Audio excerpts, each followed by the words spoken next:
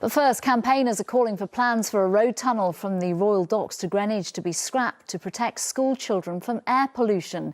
A new report by MPs recommends that no new schools, hospitals or care homes be built near major roads. Our political correspondent Simon Harris reports.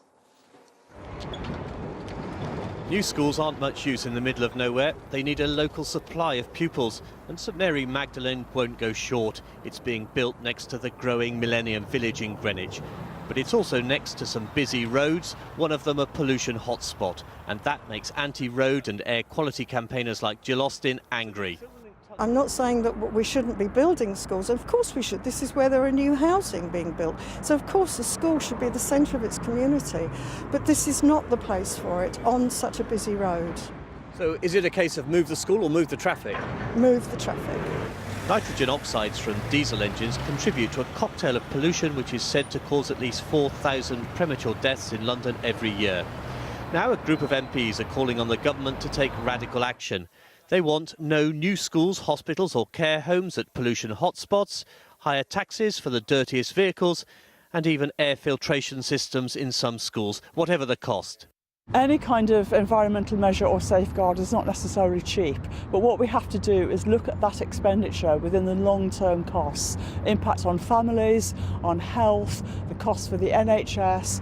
London has some of the worst urban traffic pollution in the UK. It's become a significant political issue, with Boris Johnson's critics accusing him of failing to get a grip. City Hall insisted today there was no need for schools to close because the mayor is investing hundreds of millions of pounds improving air quality. But there is one measure he will not adopt: a complete ban on cars with diesel engines. Paris has become the latest city to consider a ban on all diesel cars. The new mayor wants to introduce it in 2020. But her counterpart in London favours an ultra-low emission zone, where a daily charge is designed to encourage drivers to switch to cars with cleaner engines. We think we've got an engine that will be incredibly clean, that will comply with the ultra-low emission zone standards. Not good enough, says the Clean Air lobby. Madrid, Paris and Rome are all planning to ban all non-residential vehicles by 2020, whereas in our capital city the mayor is proposing to let the most polluted diesel cars drive in for £12.50 a day.